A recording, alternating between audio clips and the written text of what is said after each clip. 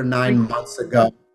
And he was definitely a individual who was questioning in his ability in the beginning. And a lot of us probably are in similar shoes or went through that type of situation where we are questioning our ability or questioning ourselves at doing this business. And truthfully, Alex came to me and just said, man, like, I really want to do this business. I really enjoy helping families, but I'm just struggling right now. Like, I just feel like I'm not being consistent. And I just want to share this story with you guys because he reached out to me, and then I said, okay, let's do this. Let's have you use a dial tracker moving forward.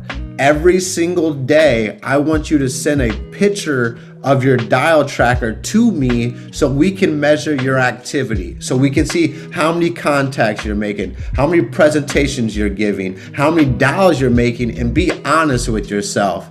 And we watched his business compound those following weeks.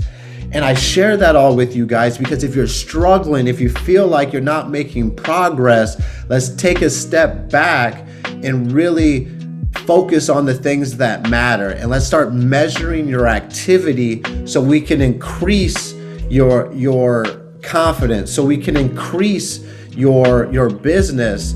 And it's just funny to me that when people reach out, good things start to happen. But when people try to just stay in their lane or just stay in their own little world and don't ask for help, that's when you're kind of just kicking the can down the road, and you're just really gonna keep allowing negativity and in your mind to go down the wrong path. So please reach out to us. That's why I wanted to share that story, because Alex is a prime example of staying humble, understanding he was struggling, and asking for help. You're only going to win and succeed in this business if you allow us to know what you're going through. Because unfortunately, we don't know what you're going through unless we're on that same page. But everybody, if you guys can drop a AG in the chat if you're excited to hear from my man Alex Godinez real quick. How you doing today, Alex? Doing good, man. Can't complain. Drinking some kombucha and one thing I'll tell you guys about Alex, my man's always trying to be fly. I'm surprised he ain't wearing a hat. I barely ever see him not wear a hat, but he's either wearing some gold glasses, some LeBron James jerseys, whatever it is. But my man's wardrobe is on 10. That's one thing I'll give you a big compliment on, Alex, is my man's always fly. But man, you've honestly been crushing it these past couple weeks, and I've just been proud of your efforts, because obviously we're going through a pretty big transition. And when you're going through a big transition, you can make two choices. You can act confused, or you can decide to go to work. And one thing that you've consistently done in this transition period is gone to work, man. And what has helped you stay focused when you're not getting your contracts in, when it feels like you don't know what carrier to go to? Like, really, what has helped you stay focused and moving in the right direction during this big transition period, Alex? So, I mean, I'll say the one thing for me, I mean, it started with the morning. It kind of just takes me back from day one when I kind of reevaluate, which I tend to do every few weeks. And I look at where I'm at and where I want to be.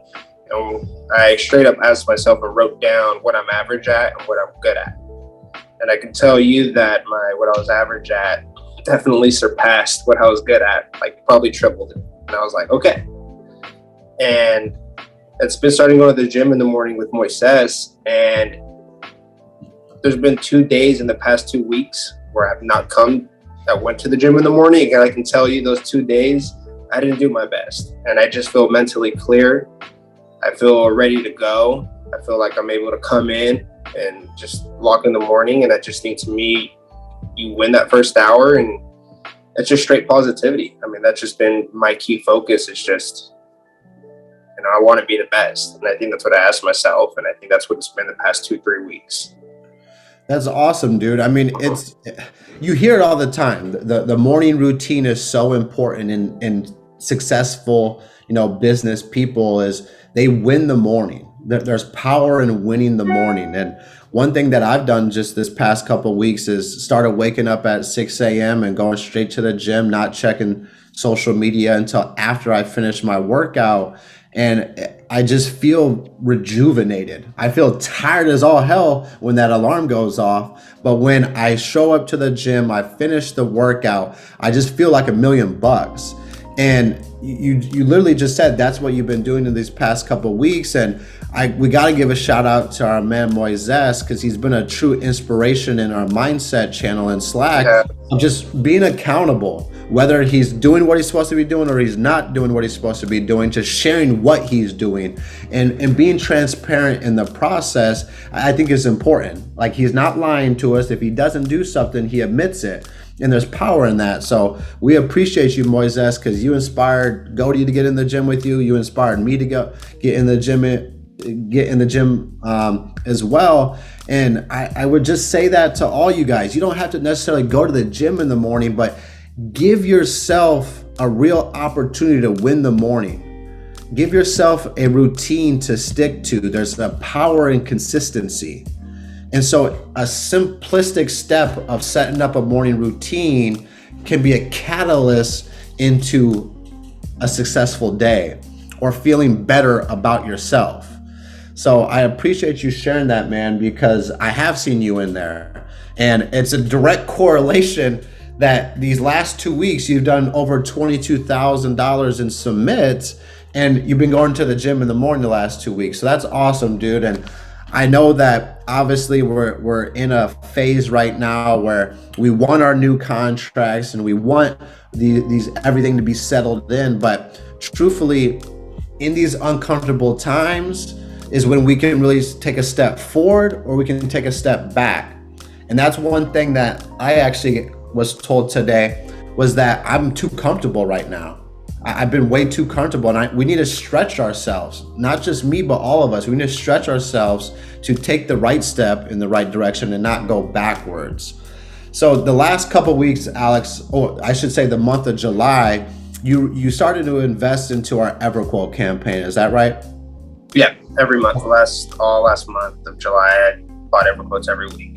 Okay, and so you spent about $1,600, right? Correct. Now, what we'll hear from a lot of agents is, man, these leads, there's every excuse in the book about the leads, right? Realistically, when you're getting those orders every single week, on average, would you say how many leads are you actually getting in a week? I'd say anywhere from like 103 to about 108 a week. I'm getting about a week. Yeah. Awesome. And then out of those leads, like out of that amount of leads, typically, how many live transfers are you getting in a week? I would say on average from like 3 to 7. 3 to 7. Yeah, 3 live transfers realistically. And when those transfers come in, I mean, they're hot, right? I mean, the person, the person, you guys got to understand, the person filled out the form, had a stranger call them, verify their information, and then was asked if they want to speak to a licensed agent, and they have to say yes for you to get that transfer. So that's about the hottest lead that you could possibly ever speak to, because they filled out the form, they verified their information, said, yes, I want to talk to a licensed agent. So it's like a 90-mile-an-hour fastball coming right down the middle. Like, you got a great shot at really helping that family and setting them up for success. So 3 to 7 transfers a week. Now, out of those 100 some leads that you're getting, typically, how many would you say that you're actually closing? I would say closing, and I mean like closing good business practice, I would say roughly about 100, closing anywhere from 2 to 4. 2 to 4. 2 to 4 is average, yeah. And I want you guys to hear that, so you guys have the correct expectations on these leads. You're not going to close 10. You're not going to close 15. You're not going to close 20 of them.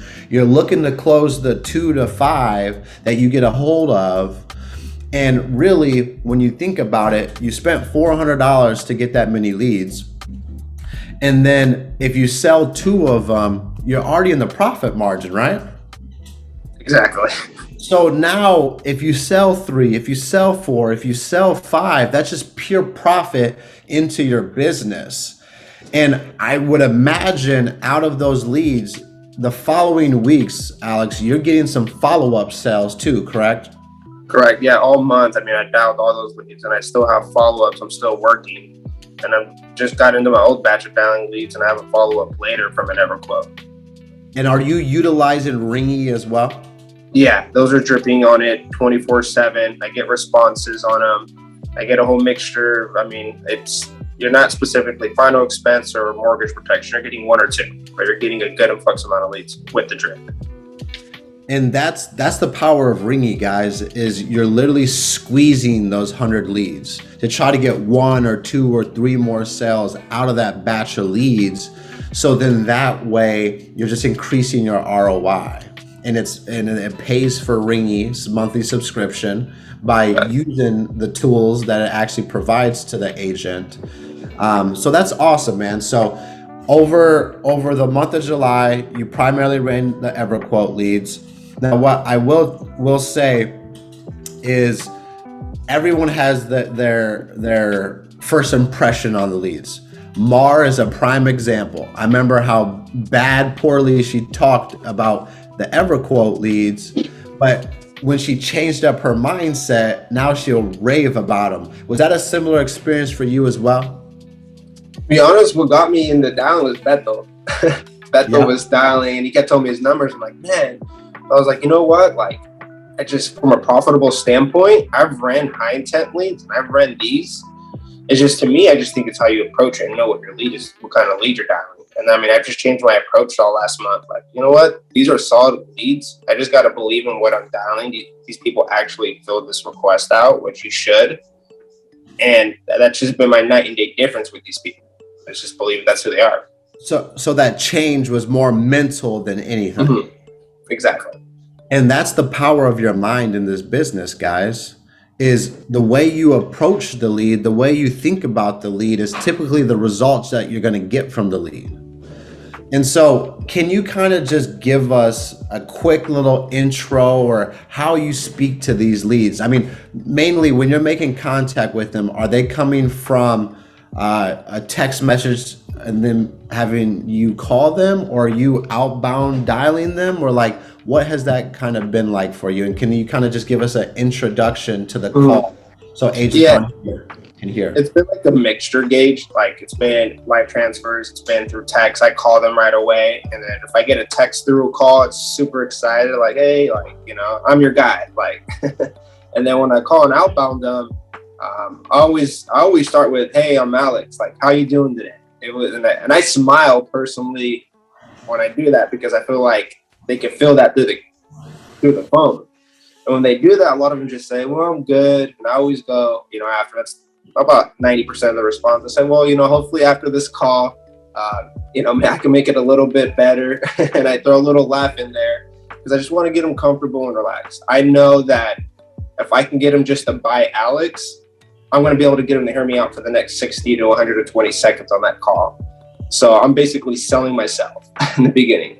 Dude, amen to that. You said 2 very important things. 1, you're dialing and smiling. Dialing and smiling matters. As crazy as it sounds, that tonality when you smile and you speak is a lot different than that tonality if you were just monotone or just, you know, blank faced or upset because you just got hung up on. Like that really does matter. The second thing that you said that I think was really important is that you were trying to sell them on Alex. And that was the biggest takeaway I got from Ed Milet, who we heard over 8% Nation last weekend. He said, you're selling happiness, and it doesn't matter what industry you're in. You're selling happiness and love. He gave an example of McDonald's. McDonald's is selling happiness and love. Their mascot is a clown smiling. Like, just think about that, guys. Like, whatever business that you're in, if you can sell happiness and love, they're going to buy you. They're not going to buy the product. They're not going to buy the system, they're really buying you. So I love that you shared that, man, because that was a point that I actually want to bring up as one of the key takeaways that I got from 8% Nation, was that Ed Milet said that you're selling happiness and love. And I was sharing that with Beto earlier, is you got to remember that you're selling yourself. You're not selling the company, you're not selling the product, you're not selling it on the price. You're truly selling yourself, that you're going to be their agent, that you're going to be their guy there for their daughter or son or their niece or their nephew when they die. Because that's really what they want to know. They want to know you care, and they want to know you're going to be there. And so that's how you can truly separate yourself from all these other agents that are out there calling, hating their life, stuck in call centers. Like be happy. So I appreciate you sharing that, man, because that's spot on, dude. Smiling matters, and selling yourself 100% matters, dude. So that's great, dude. Now, obviously, the introduction's super important. Like you said, the next 60 to 120 seconds, you're gonna buy that extra time, which is an eternity on the phone. But when you're doing these one-call closes, Alex, like, what do you think is the biggest or most important thing that agents need to do to transition into that presentation? Because I was helping out Leo the other day, and he went through a whole presentation. The guy's like, I'm at work. It's like, well, you got to overcome that objection so you don't ever get that objection. So is there like one or two really important or key factors when you're doing a one-call close to make that transition from introduction into the presentation? So when I fill them out and I really get them to open up, I say, so, well, hey guys, like, since, I have you on the phone now, okay, I'll explain who I am, what I do, okay, and we'll see if this is a good fit. And hey, look, if you like me, you like what I have to offer, and it makes sense, I mean, we'll be just fine. And they're like, okay, and most of them they go with me. And I explain who I am, that, I wear the two hats line. I'm a broker, a licensed medical field underwriter. I explain that. And, I get a lot of my clients, I will say I practiced this past month, was good business practice. And I feel like with all these clients I've been submitting, I can call them when I want.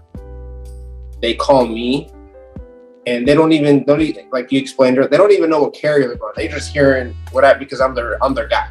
And I explain that I'm their guy. I tell them, like, if you're looking for a point of contact, if you're looking for a point of reference, this isn't something you can just go to the store and buy like a bottle of soda. You actually need someone you need to reach out to. And I actually truly do love my job. So if you're looking for that person that is going to look out for the Garcia family, you're talking to them right now. And they just felt it. And it's once again, it goes back to showing them that you care and that you're their guy. And that's how you can separate yourself from so much of the competition out there, is just selling who you are, you the person. And obviously, Alex, like that didn't start, from the jump by any means. And before we move on, like something that he said is, I wear two hats. That's something that we added into our presentation, is that we wear two hats. We wear one broker hat, so we're going to do the shopping around for you, but we also wear the underwriter hat, so we're going to need to ask you some health questions and some financial questions so we can put you in the best plan possible, just to clarify what that two hat approach means. And when you are selling yourself on being more than just the salesman or more than just the underwriter, you're separating yourself once again from the competition. Like, you're their guy. You get to do both of those things. They don't have to go through two people. They can go directly through you. But that didn't happen from the jump, Alex. Like, obviously, how long have you been with us now? So I actually started in August with in-homes. I ran away from in-homes for about 2 months, and I started back out in January in telesales. Okay, awesome.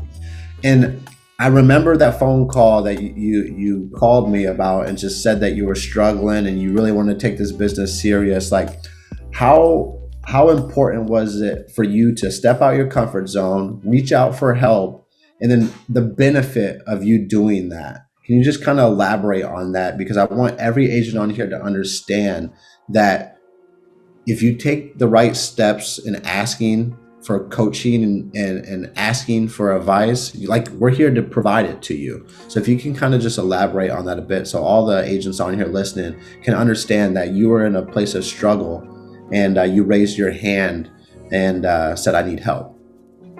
Yeah, I mean, I still remember the phone call from the minute we had it. I mean, I straight up told Gage that, hey, I only have about $250 to invest in per week, and 500, and that's stretching the budget. Like, that's all I have, Gage. And I'll tell you right now, I want to make this business work.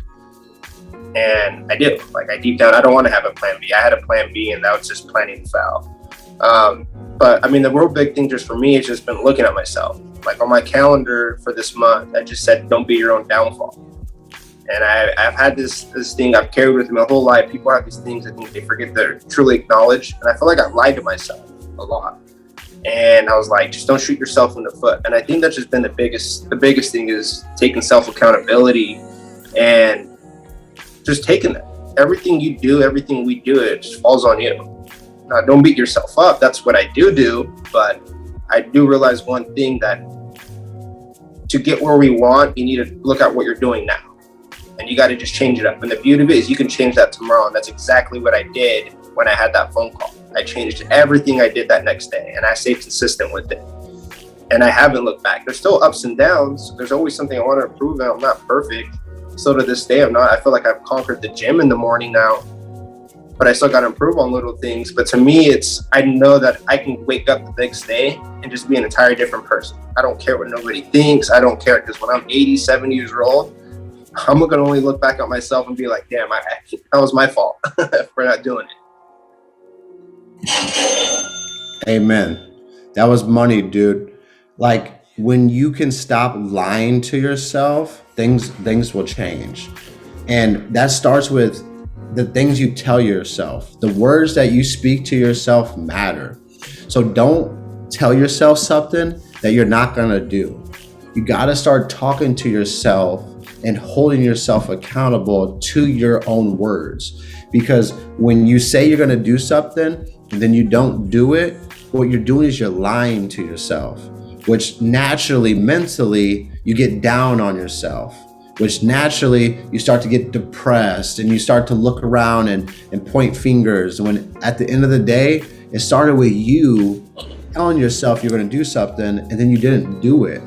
And there's just power. There's power in saying you're going to do something and completing it and accomplishing it. And that compound effect of not lying to yourself is truly how you build confidence. It's truly how you go from low self-esteem to high self-esteem. And you're not going to make it in this business with low self-esteem and low confidence. But you're also never going to take the right steps in the right direction if you continuously lie to yourself. So I appreciate you being vulnerable in the manner of, telling us what you went through and that you were lying to yourself, because there's many of us on this call that are still lying to ourselves today.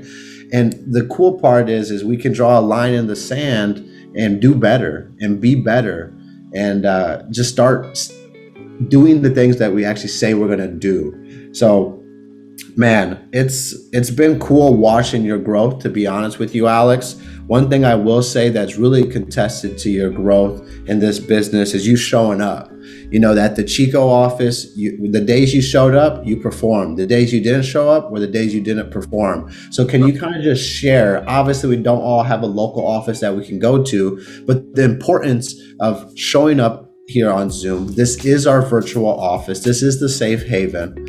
Like, how important is it for agents who are wanting to take it to the next level of showing up in here, unmuting yourself, being vulnerable to coaching, and then applying the coaching? Can you kind of just touch on like the power of what it's done for your business?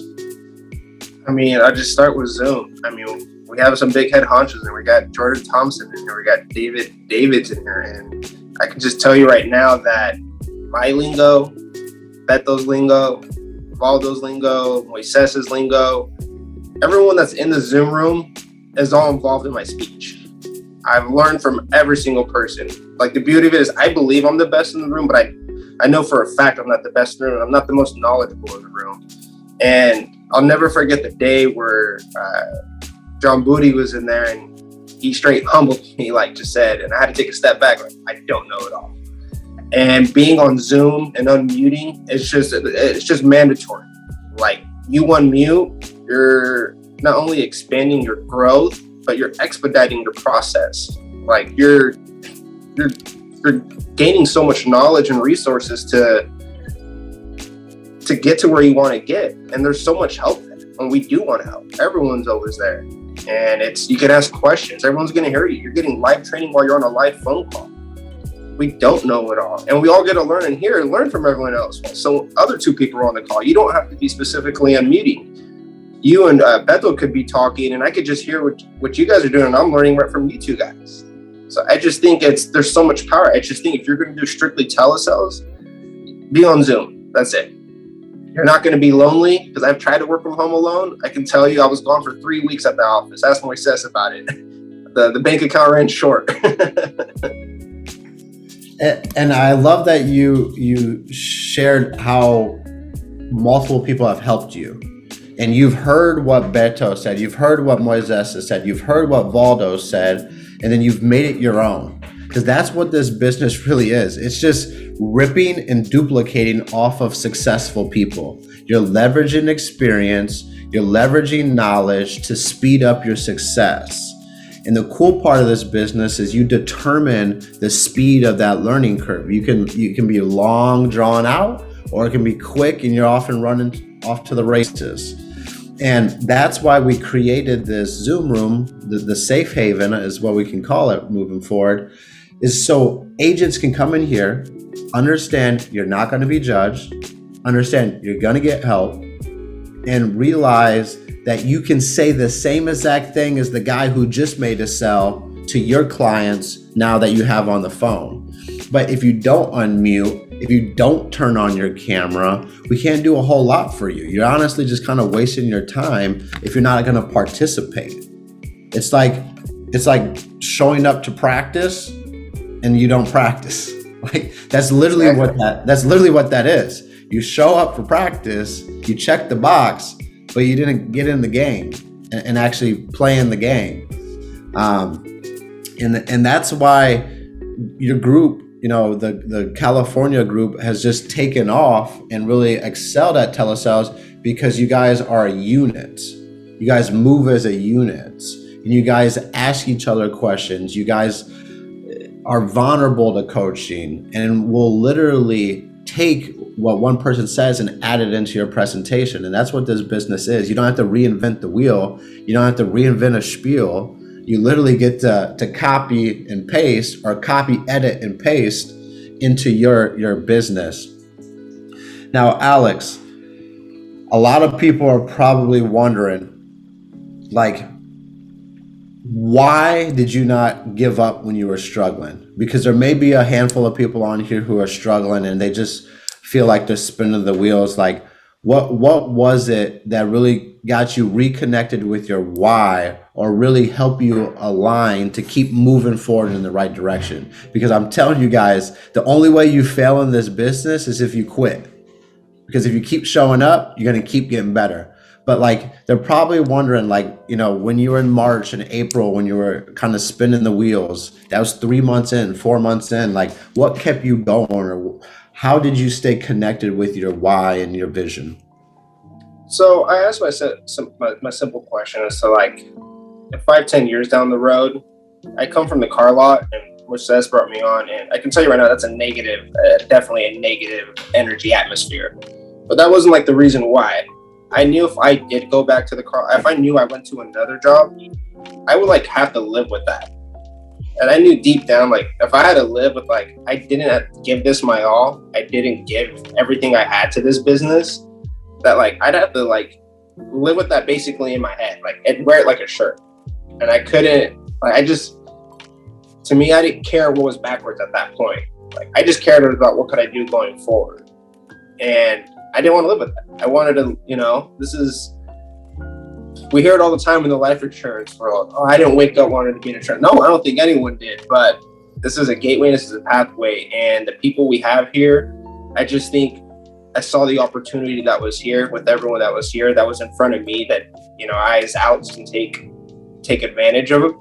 And I just I kept writing down my why every single day on my dial tracker. I want to help my mom. I do want nice things in life. Who doesn't?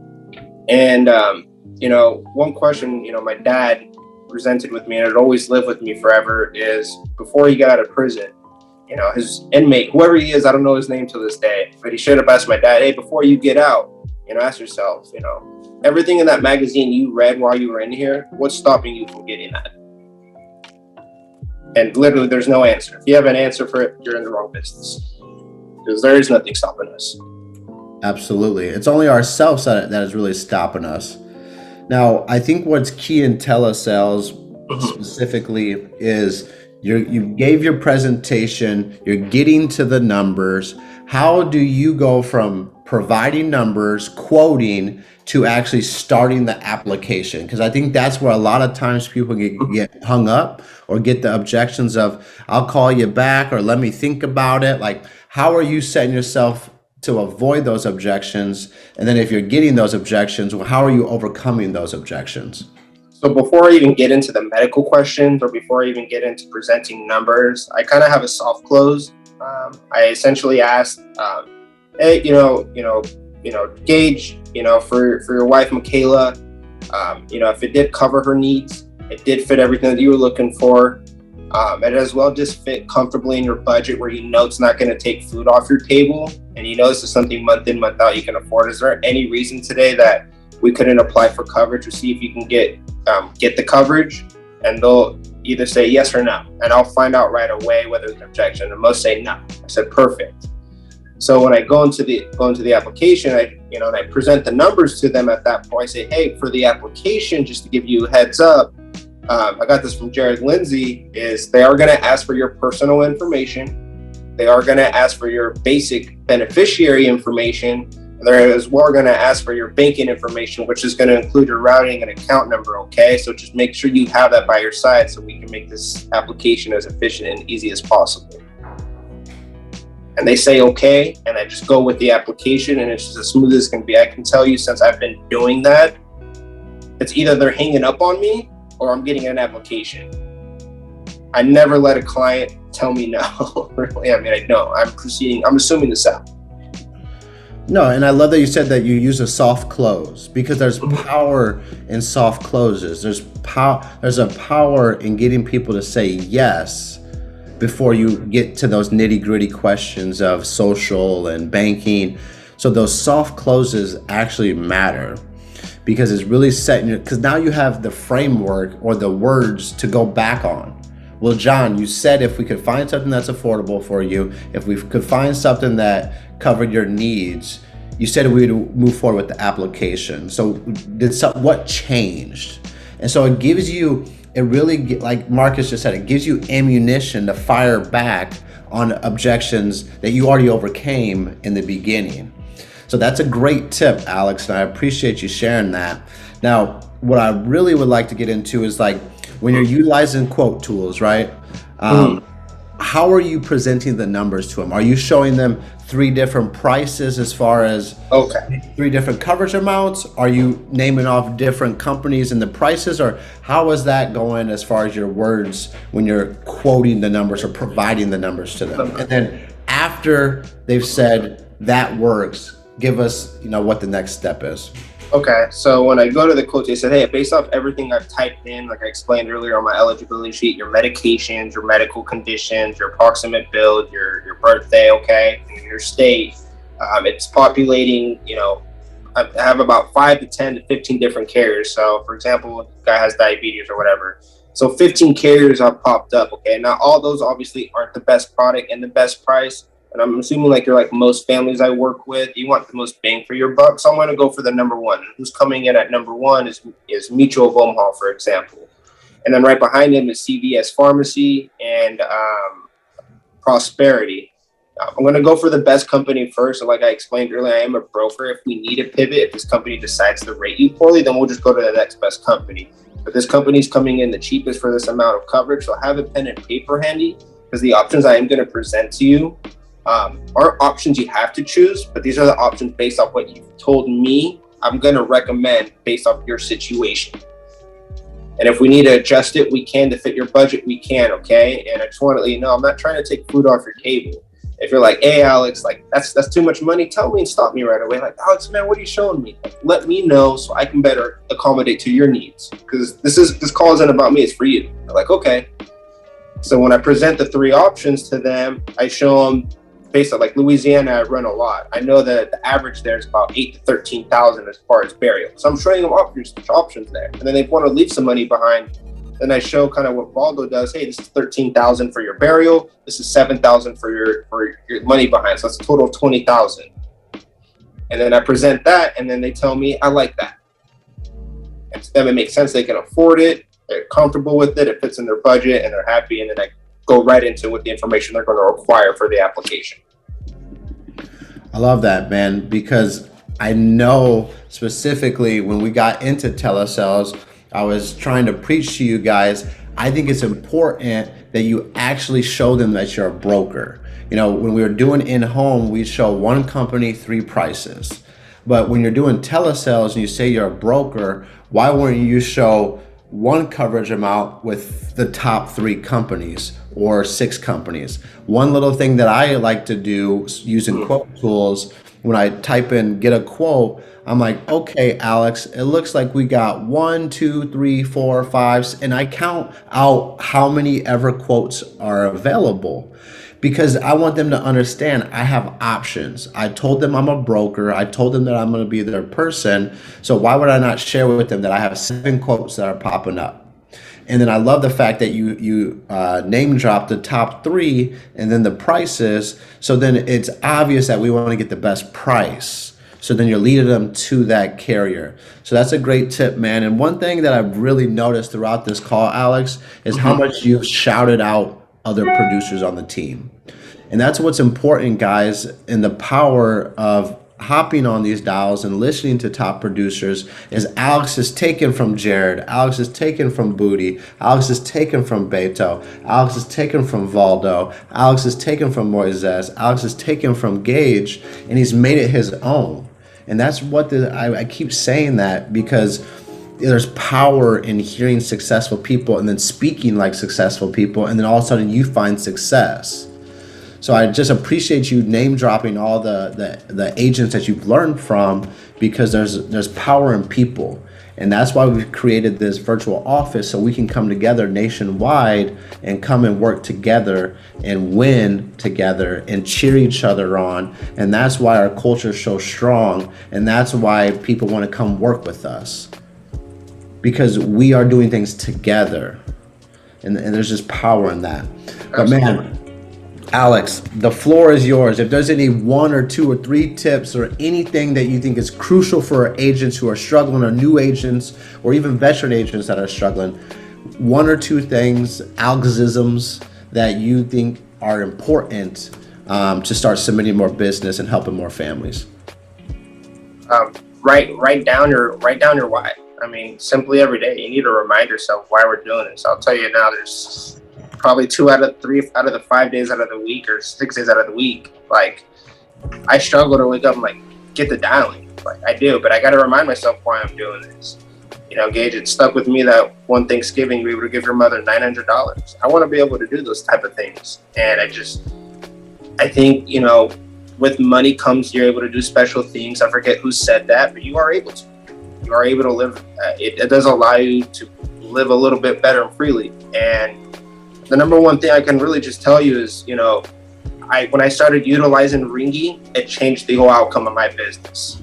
As far as telesales, if you're going strictly telesales, you're able to organize your clients, you're able to write down notes, you're able to have multiple numbers, you're able to dial way more accessible, and it's just all there. And you can upload the leads immediately. Now that we're going to get EverQuote attached to Ringy, I just think if you want to really grow your telesales, I think Safe Haven, you know, those EverQuotes are just going to be the leads to run, simply because you're going to get better. You're going to get beat up. I get hung up all the time on, even when I'm smiling, I get hung up. But you know what? I got a bunch of other leads to run. That's okay. That client wasn't meant for me. Next guy's meant for me. And it's just, to me, is just keep your head up, smile through it all, just be positive. And that's just the way I'm always about it. Everything's going to be okay is to do it. And as long as you stick true to your business, you stick true to yourself, and and just smile through it. I've never looked back. Attitude and activity. Attitude and activity matters so much. Now, Hadley had asked, how many dollars per week do you make? And I want you to be honest, bro. Yeah, I mean, being honest, I'm roughly about 100 to 200,000. And I'll tell you, I really don't hit over 200 anymore. The reason I say that is, I don't know if it's a bad trait or a good. I've never really knew how to acknowledge it, but I get a lot of presentations throughout the day. I'm able to keep people on the phone now.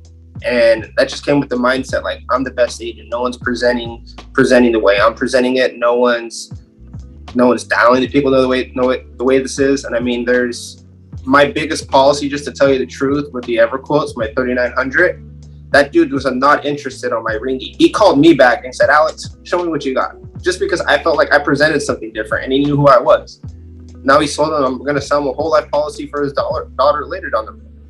And it's just, that to me, I'm about 100, 200,000. Beto hits about 400 to 500,000. That's where I'm trying to get personally. But set a minimum of 2 to 250. That's what I did with Gage. And I did that every single week and it changed my business. You commit to something and there's power in accomplishing your commitment. And it's been a fun journey, man. You know, watching you progress in this business. It's definitely been the ebbs and flows. I've been on the phone with him when he's been in the dumps. I've been on the phone with him when he's in the sky. And that's what's important, is continuously staying in touch. He told me he wanted to be held accountable, so I'll periodically check in on him. If that's something that you need, let us know. We'll periodically check in on you as well. But the one big thing that we're trying to really establish within the Safe Haven is true development. And I would say Alex is a prime example of actually developing his business, developing his skill set, developing his confidence. And it's really all started with him being vulnerable. And that's where it's going to start with you as well, as far as unmuting yourself, allowing us to hear what you're saying, allowing us to coach you, give you constructive criticism. But I appreciate you guys' time, man. This has been awesome, Alex. I appreciate you pouring back into the team and good work on leading us these past couple weeks, man. I definitely know people are going to be coming from the top spot. These contracts are starting to fly in, guys.